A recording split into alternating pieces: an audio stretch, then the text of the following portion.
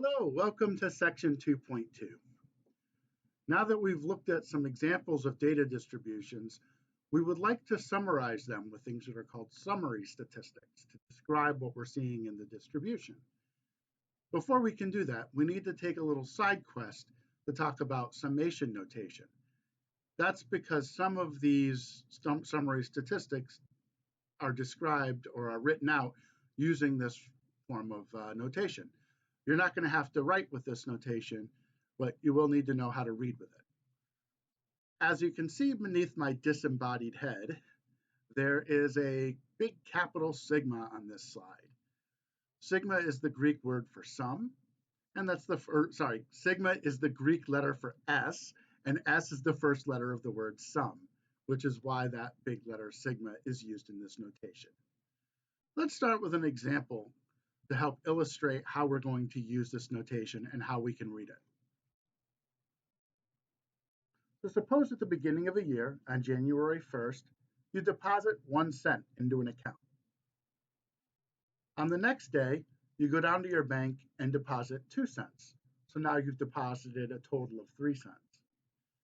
On January 3rd, you walk down to the bank and you deposit 3 cents. So now you've deposited a total of 6 cents. You can see what's going on here. You do this throughout the year, and we're going to pretend you can make deposits on weekends and on holidays.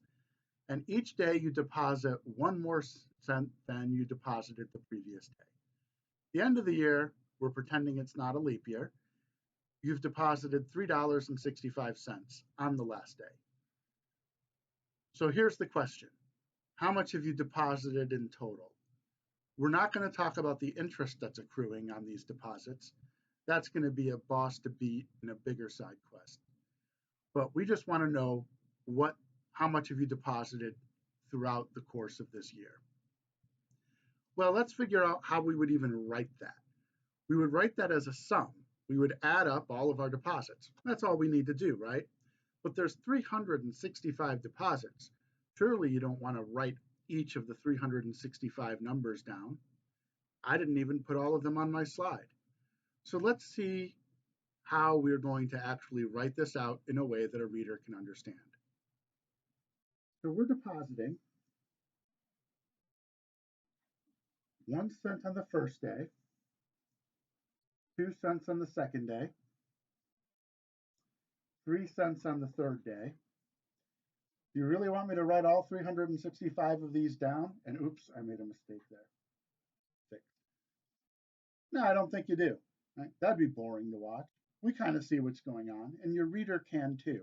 So we can write it this way. Say plus 3 dots to say that we keep doing the same thing over and over again. And then we tell the reader, here's where we stop. I'm leaving out the $sign because it'll clutter this up. So this is how we can write adding up all of these numbers, and we want to know what that adds up to. Is there an easier way to write this? It's a little more compact. That's where summation notation comes in. So let's look at a couple of simpler examples. So let's say we want to take something like the value of 2i plus 5 for different values of I and add them up. And the values of I we want to use are going to start with the number 3, and then we want to put in 4, put in 5, and so on, and we'll go up to the number 7 and stop there.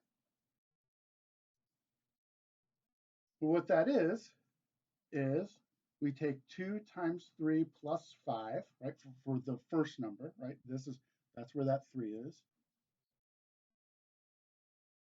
Well, that's 11. And then we take the next number, 4, 2 times 4 plus 5. Well, that's 13. Add that. Then we have 2 times 5 plus 5. That's 15. 2 times 6 plus 5. That's 17. And 2 times 7 plus 5. That is 19. We add all of these numbers up. The answer we get here is 75. I did that on my calculator before making this video.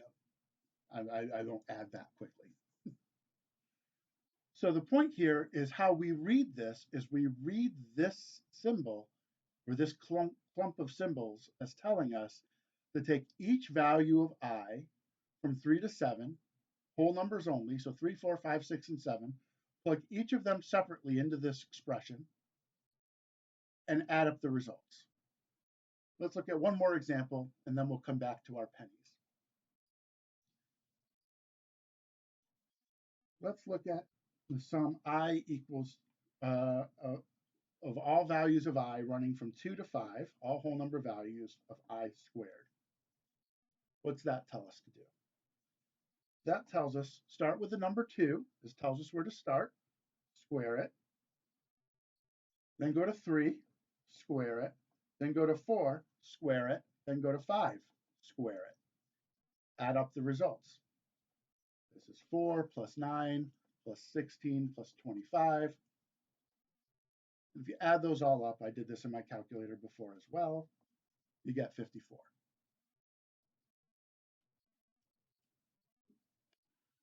So now let's return to our pennies example.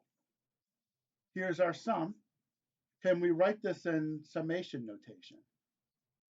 Well, let's take a look at the pattern here. The first thing we need is an expression in terms of some variable, some index number, like I, that has a starting number and an ending number. Just like we had this expression 2i plus 5. If I is 1 here, I is 2 there, I is 3 here, I is 365 here, can you see what we're doing? Well, we're simply dividing by 100. 0.01, that's I over 100. 1 over 100, sorry, I gave it away. 0.02, 2 over 100. 0.03, same thing. 3.65, same thing. So what we've got here is we're adding, starting with I equals 1, ending at I equals 365, I over 100. I'm going to write that a little bit below so there's a little more space. So what we've learned is to add up the deposits. The total is sum I running from 1 to 365 of I over 100. Take each number I, starting with 1, divide by 100, add up the results. So we know how to write it now. Oh, well, we know how to read it, right? We need to be able, the main thing I need you to be able to do is read this notation. But that doesn't answer the question. What is the answer? Right? Well, there are some formulas for adding up consecutive numbers, consecutive whole numbers, but this is the 21st century. So let's add this up in Excel. And while that's certainly nothing new, we've seen that before now, I want to show you something related to summation notation. So let's go to Excel. So in this Excel sheet, I've put all of the deposits. I'm not going to scroll up and down. And I've already done the highlighting for the sum, simply because that's not exciting to watch. So now to sum, we want to use that auto sum feature I showed you in chapter 1. So since my floating head here is blocking the auto sum in the upper right, another way to get at it is through the formulas menu. It's right up here. But notice what we see. There's that Greek letter sigma again for auto sum, reminding us one more time that when we see sigmas, we should think sum. All right. Let's finally answer the question. Click on it. Now I got to scroll down to find the answer. And there it is, $667.95. As Jeff Spicoli from the movie Fast Times in Ridgemont High would say, righteous buck.